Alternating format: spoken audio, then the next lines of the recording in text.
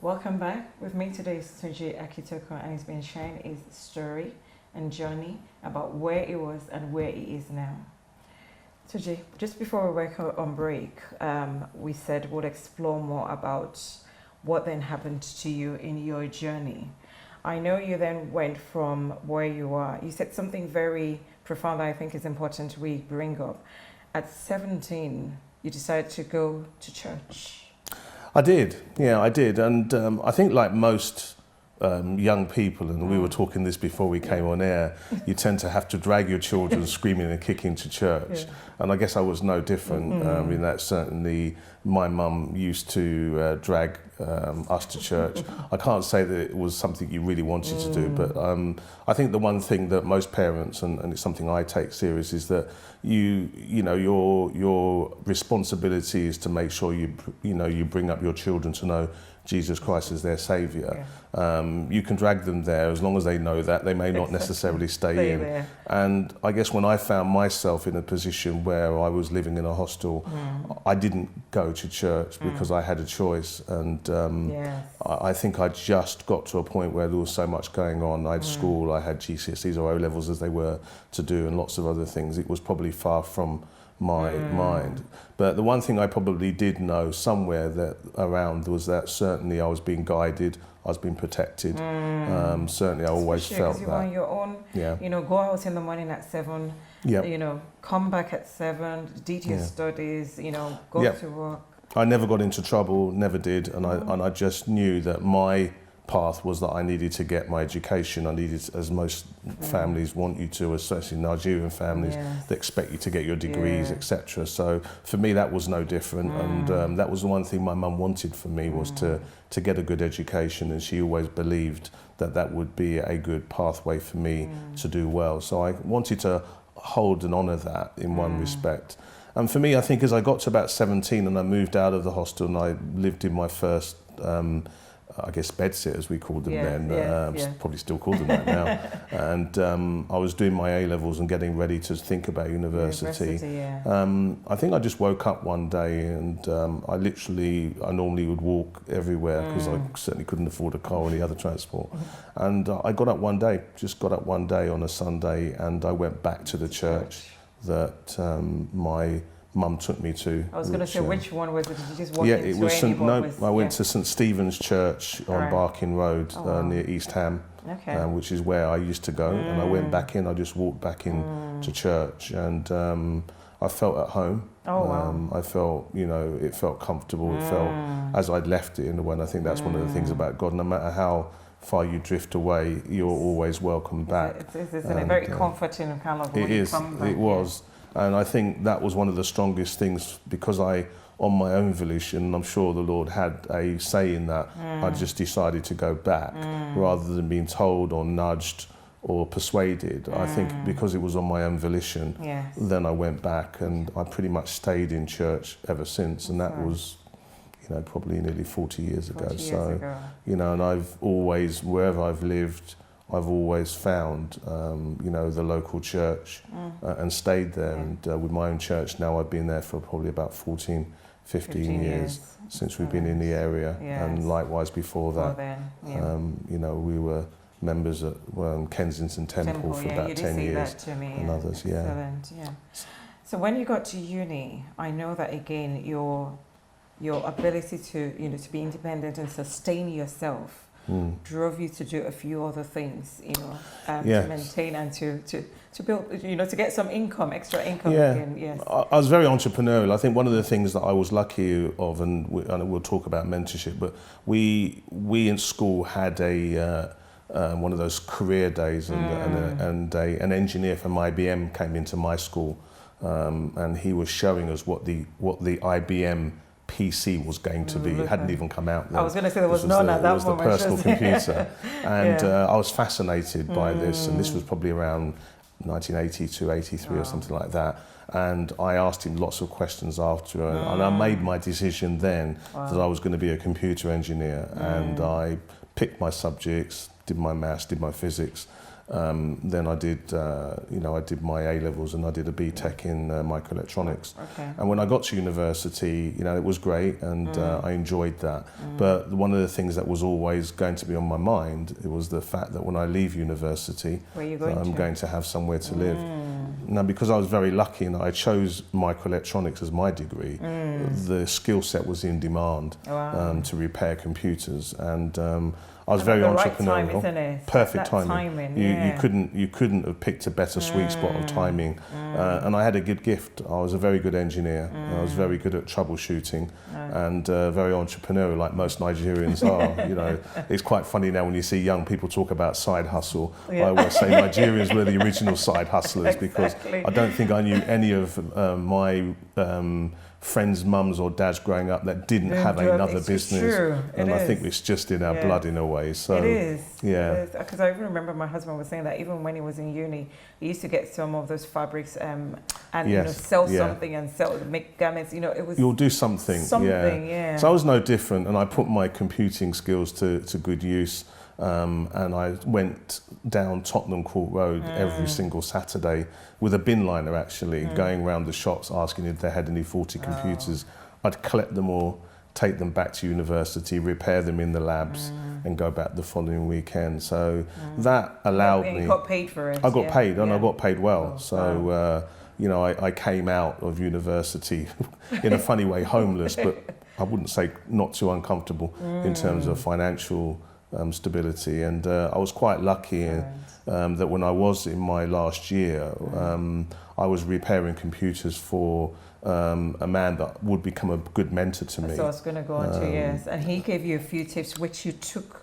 I did actually, I did, and he gave me the opportunity to repair computers for him, and in return he gave me premises to be able to do that, and also paid me a little bit of money, but allowed me to do my own business.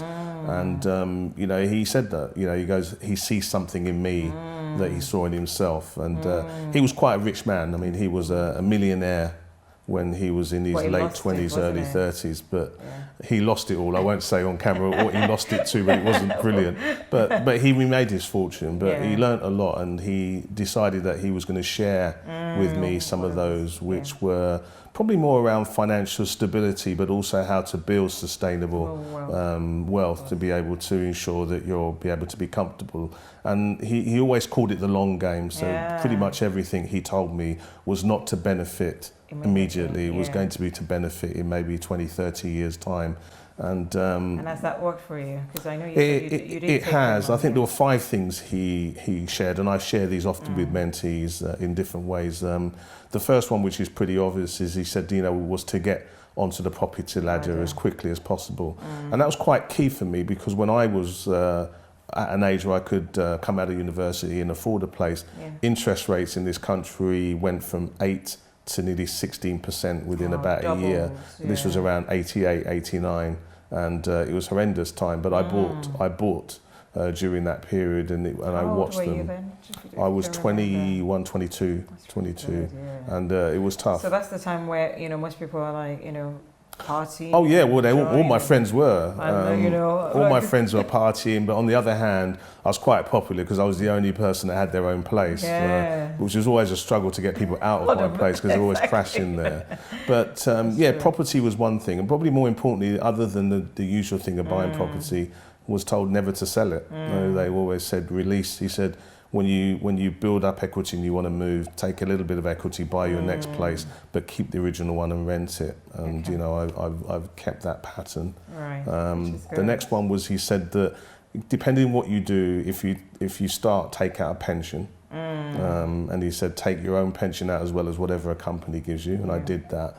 And I took my pension out at 21, and I've had it since, which is quite nice. So that gives you a little bit something for the future, certainly when I decide to retire. Stuck there over the years. Obviously, we're not going to say your age, but I can imagine. I'm at a comfortable age where I've never not worked in my life, and I've worked for over 30 years. Again, I cannot but emphasize, what you said to me about each and every one of, the key stages in your life, how you just knew that there was a covering, you know, there was a God, there was a guidance in each and every one of those stages. There always was, and I think God Even puts meeting people with there that for mentor. you.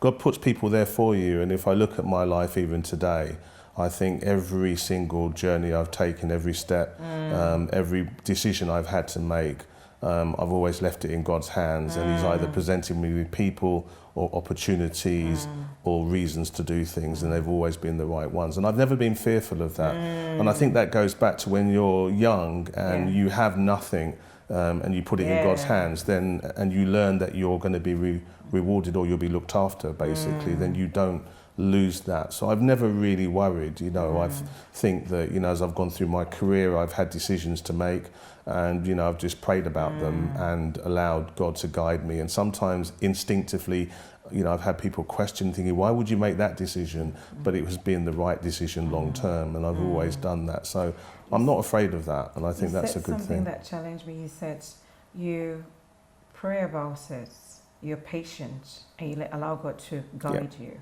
And in a way that kind of like challenged me, because the ability to be able to pray and wait and not ask, you know, it's something that it's you know, it's quite profound that we need to embed. Because sometimes you pray and then you're again still doing things. I think we do, because I think everyone has an expectation. They think if we pray, then they expect the Lord to provide and deliver, and then we get impatient about that because it's not when we want it. Exactly. God never provides for us when we want it on our time and on our terms. It will be on His time and His terms when He's ready, and it may and often doesn't come in the way that you think, and then you may think what you've received is not what you've asked for, and it's not going to help you. But if you think about it and reflect and dig deep, then you find out that, you know, God has given you the gift or the way to go, and it's about you being patient enough to unravel what you've got.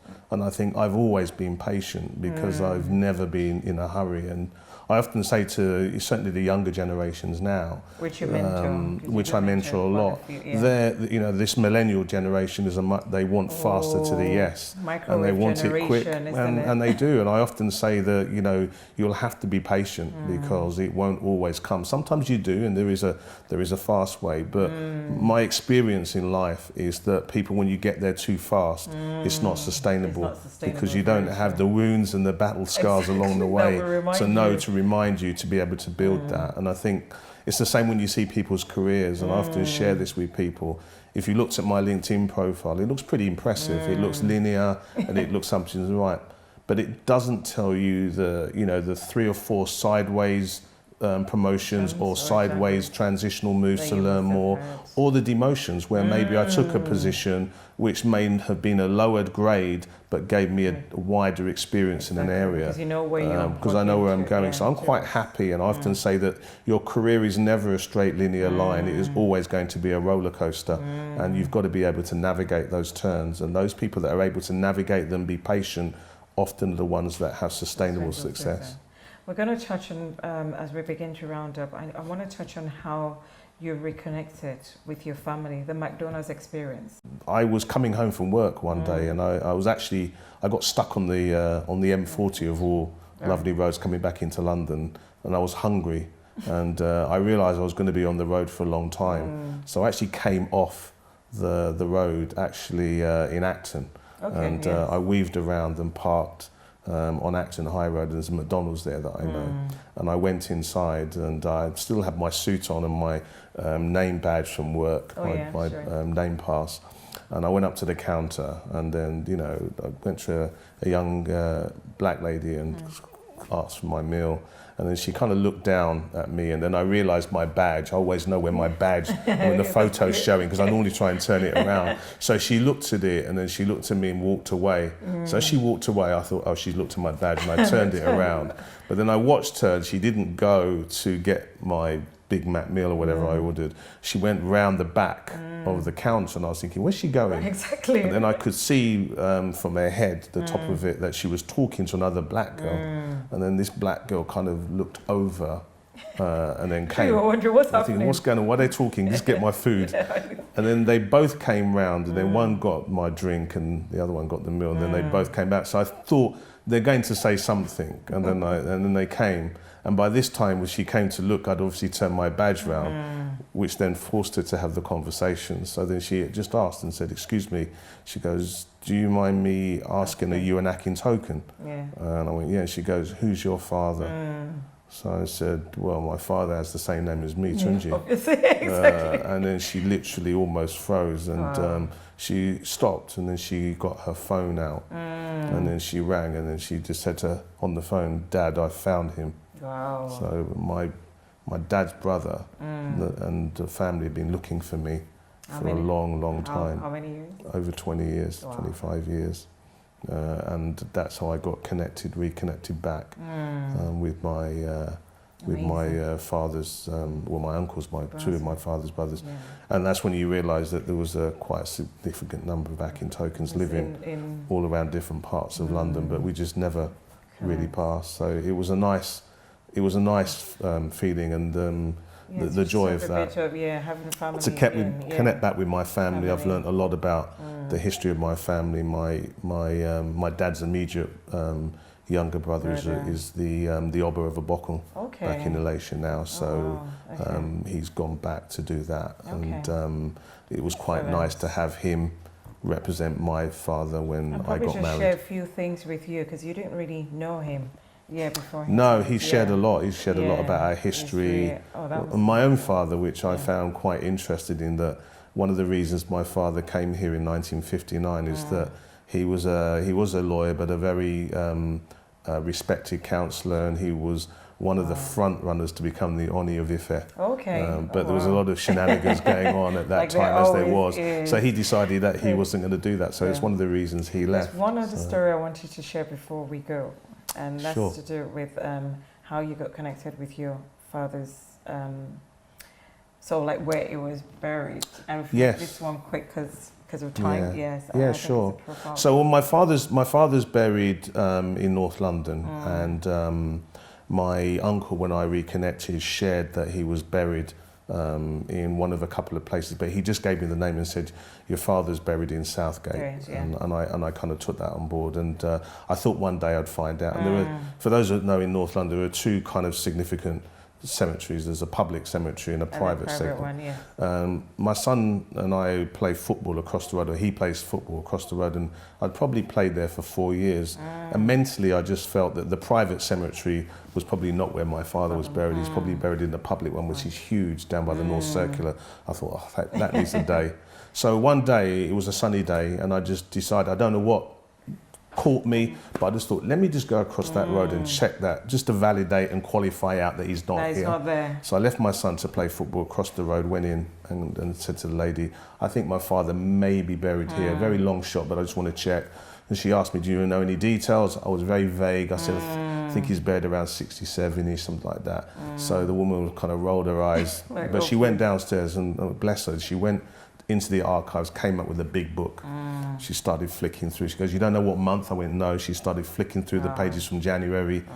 And then we get to July, and then she goes, "Is that him?" And my dad and I have the same name. We're both Tunji Akintokun. So there was my dad. So my dad was buried. So she looked at me, she goes, "I suppose you want to know where he's buried now, exactly where?" And I went, "Yeah." So she found the plot and said, "You need to go and find it." So I went and found his plot, which was great. And as you can imagine, it'd been there for a long time. It was not in good repair. So I came back on my way out to go there to say that, what do I need to do to get it repaired? And she said, and all she said to me, she goes to me, "You know what?" She goes, "Your father must have been calling you." And I said, "Why?" And she goes, "This year is exactly 50 years since your dad passed, and the lease on your land is due. Because if you wouldn't have come, and nobody would have come, then it means that they don't have to keep that lease on it, and they can go over it, they can remove it and use it again." And that was powerful for me, because I thought, gosh, she is right, because I would not have, that was just today, could have been another year, I could have left it And that was great because we were able to restore his grave. I was able to renew the lease. And this year, my uncle's here at the moment. So next month, it marks the anniversary of my father's passing. So we will all go for the first time since we've restored the grave to go and pay our respects next month, which I'm looking forward to. Wow, excellent story. We're going to round up now. I know you mentor young people, and what you've said to me is, it's like there's a desire for you to keep giving back, and that's what you do with your charity. And your charities, they're solely funded by you. It is, yes. It's a family trust in memory of my parents, but I fully fund that, and we provide bursaries, scholarships for young people, probably in some respects similar backgrounds to myself, less advantaged but have the ability. So we've put around 3 or 4 young women on bursaries into Oxford. We have some in UCL. We have medical students in Exeter. We fund some of the diversity work done for black women in business, like the Precious Awards. We've supported that for the last 3 years, which is another fantastic Nigerian woman, Foloke, that runs that. So we've done some very good work around helping those that are less advantaged. I think to date we've probably given bursaries to probably maybe 25 or 30 young people to be able to allow them to continue their studies in some of the most prestigious, but some of the other alternative means of education. Some are doing apprenticeships, and we've also provided support through my own mentoring for many young people. Somebody asked me the other day how many people you've mentored, and I said I've lost count. But what I do know is that as each year goes by, I always have 10 people that I'm mentoring who get 2 hours a month. And that, which I'm proud to say, is 75% women as well. So it's good. On average, over the years, it's been that many. So I'm pleased that we're able to do that. Thank you, Tunji, for sharing your time with us and You're coming welcome. and sharing your experience. Thank you for having me. And it's good that you're able to give back, knowing what you've been through. And also, part of what you're doing today is also giving back, being grateful to God for, we always are. For what is done in your life. And you were very, very passionate about that when you were sharing that with me in terms of, how privileged and how grateful you are, which has led you to do what you do in terms of giving back. Well, the gifts I have are the ones that God's given me, and my responsibility is to use those well. And as we often say, you are not judged by what you have, it's what you leave and who you impact positively when you leave this world, because we all will. Well, thank you for your time. It's been a pleasure. You're welcome, Ronke. Thank you.